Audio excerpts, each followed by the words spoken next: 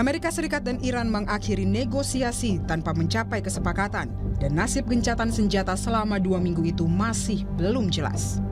Amerika Serikat melalui Wakil Presiden J.D. Vance mengumumkan bahwa Washington dan Teheran gagal mencapai kesepakatan setelah 21 jam negosiasi di Islamabad, Pakistan dan menyebut hasil tersebut sebagai kabar buruk bagi Iran.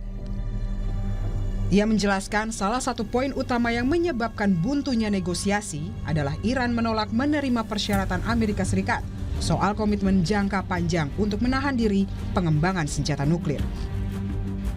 We have been at it now for 21 hours and we've had a number of substantive discussions with the Iranians. That's the good news. The bad news is that we have not reached an agreement, and I think that's bad news for Iran much more than it's bad news for the United States of America. But the simple fact is that we need to see an affirmative commitment that they will not seek a nuclear weapon and they will not seek the tools that would enable them to quickly achieve a nuclear weapon. That is the core goal of the President of the United States, and that's what we've tried to achieve through these negotiations. Sementara dari sudut pandang Iran, ketidakkesepakatan terjadi kesenjangan pemahaman beberapa isu. Di antaranya, dimasukkannya topik-topik baru termasuk Selat Hormuz dan kawasan yang memperumit pembicaraan. در مورد یک سری از موضوعات ما به تفاهم‌هایی رسیدیم واقعیت.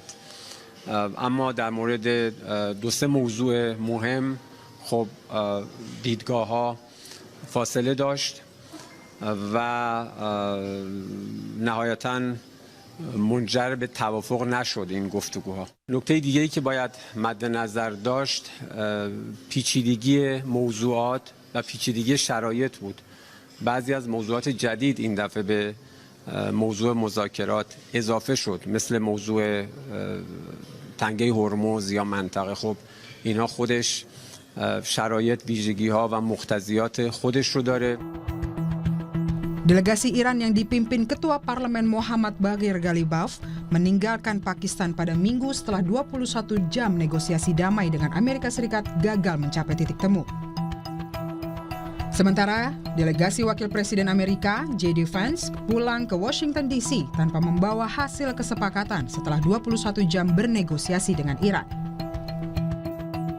Apa saja sebenarnya syarat yang diajukan dari pihak Amerika Serikat maupun Iran?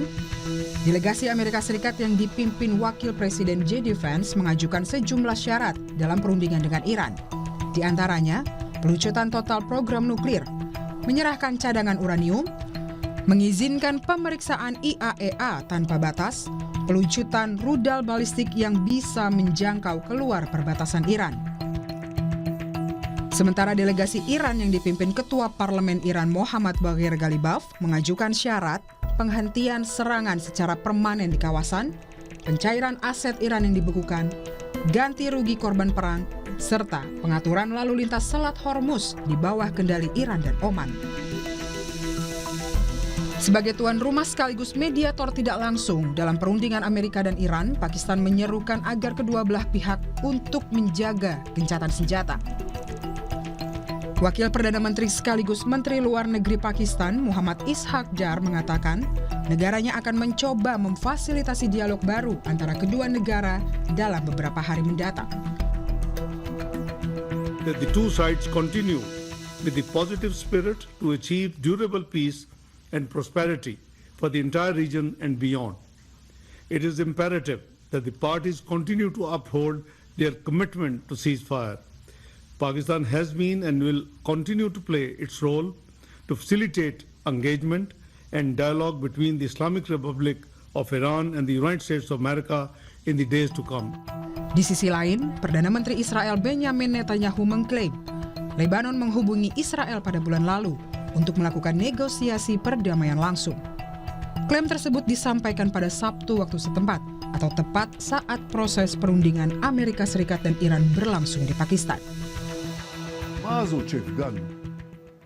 לבנון פנתה אלינו בחודש האחרון, פנתה כמה פעמים, להתחיל בשיחות שלום ישירות. זה עוד לא קרה לנו בהיסטוריה. בעצם זה קרה פעם אחת לפני עשרות שנים. אבל עכשיו הם פנו אלינו, ואני אישרתי את זה. כפוף לשני דברים. אנחנו רוצים להגיע לפירוק חיזבאללה מנשקו, ואנחנו רוצים הסכם שלום אמיתי, הסכם שלום שיחזיק מעמד לדורות. Buntunya perundingan yang dilaksanakan di Islamabad, Pakistan kembali membangkitkan ketegangan di Selat Hormuz. Presiden Donald Trump mengatakan Amerika Serikat telah mengirim kapal perang Angkatan Laut ke Selat Hormuz pada Sabtu waktu setempat. Pengerahan kapal perang itu bertujuan untuk membersihkan ranjau laut. Komando Pusat Amerika atau CENTCOM mengklaim 2 kapal perang telah memulai operasi pembersihan ranjau yang dipasang oleh Iran. Keduanya merupakan kapal perusak berpeluru kendali. CENTCOM mengatakan pasukan Amerika Serikat tambahan termasuk drone bawah air dapat bergabung dalam upaya tersebut dalam beberapa hari mendatang. They probably have a couple of mines in the water. We have minesweepers out there. We're sweeping the strait. And now all we do is we'll open up the strait even though we don't use it because we have a lot of other countries in the world that do use it that are either afraid or weak or cheap. I don't know what it is. Sementara itu, Iran dengan tegas menolak klaim Washington bahwa kapal-kapal perang Amerika Serikat memasuki Selat Hormuz. Anggota parlemen Iran menegaskan persoalan di Hormuz tidak dapat diselesaikan melalui negosiasi. Sebab Selat Hormuz diakui sebagai jalur perairan milik Republik Islam Iran. موضوع تنگه هرمز موضوعی نیست که ما با مذاکره بازش کنیم، با مذاکره ببندیمش و این رو بخوایم بگیم امروز مذاکره. اون یک آبراهی است متعلق به ایران اسلامی و سالهای سال ما با گذشت و با مدارا با مهمان نوازی گذاشتیم، اومدن رفتن. الان میخوام از این حق مسلم ملی استفاده کنیم. Tak hanya Selat Hormuz yang kembali memanas pasca perundingan yang diakhiri tanpa kesepakatan. Israel sebagai salah satu pihak yang berperan dalam konflik Timur Tengah juga tak henti menyasar wilayah Lebanon, meski kawasan Timur Tengah masih dalam masa gencatan senjata. Israel berdalih menargetkan posisi yang berafiliasi dengan Hizbullah. Operasi yang dilakukan oleh Brigade Parachut di bawah Divisi ke-98 berlangsung pada pekan lalu dan melibatkan manuver darat terkoordinasi bersamaan dengan serangan udara. Militer Israel mengklaim pasukannya menemukan gudang senjata dan menewaskan puluhan anggota Hizbullah. Serangan udara Israel ke Lebanon telah menewaskan 13 anggota pasukan keamanan negara Lebanon. Ratusan orang mengikuti proses pemakaman di Sidon pada Sabtu waktu setempat.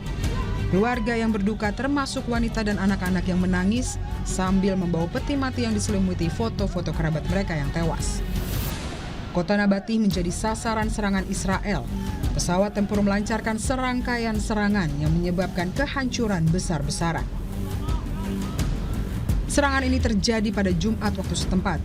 Badan Keamanan Lebanon mengatakan serangan menargetkan beberapa lokasi di dalam dan sekitar kota. Angkatan Udara Israel mengklaim menyerang 120 target di Lebanon selama 24 jam terakhir. Serangan balasan segera dilakukan Hizbullah. Sebuah roket menghantam area parkir dan merusak beberapa kendaraan di Safed, Israel Utara pada Jumat waktu setempat. Layanan darurat dikerahkan untuk mengamankan lokasi ledakan. Hingga saat ini, investigasi atas serangan yang menghancurkan sejumlah kendaraan di Israel masih terus dilakukan. Sementara itu, situasi terkini di Selat Hormuz seperti yang dilaporkan media Iran Press TV, yakni rekaman drone yang dirilis dan menunjukkan bahwa seluruh aktivitas di Selat Hormuz berada di bawah kendali penuh Angkatan Bersenjata Iran. Komandan Angkatan Laut Iran, Laksamana Muda Shahram Irani memastikan para prajurit Angkatan Laut Iran terus melacak dan memantau pergerakan militer Amerika Serikat di Selat Hormuz. Televisi pemerintah Iran menayangkan rekaman yang menunjukkan kapal-kapal terhenti di Selat Hormuz pada hari Minggu, atau tepat sehari setelah perundingan antara Iran dan Amerika Serikat di Islamabad, Pakistan berakhir tanpa kesepakatan. Tanggal dan lokasi pasti rekaman tidak dapat diverifikasi secara independen pada saat dipublikasi. Di sisi lain, Presiden Donald Trump kini justru mengklaim akan memblokade Selat Hormuz pasca perundingan di Pakistan berakhir dengan tangan kosong. Meski pintu diplomasi belum sepenuhnya tertutup dan mediator masih berupaya membuka kembali ruang dialog, langkah-langkah keras seperti ancaman blokade dan opsi militer menunjukkan bahwa resiko eskalasi tetap nyata. Pada akhirnya, arah konflik ke depan masih berada di persimpangan. Nasib perang di kawasan Timur Tengah hingga Selat Hormuz bergantung pada sejauh mana kedua pihak bersedia menurunkan ego dan kembali ke meja perundingan.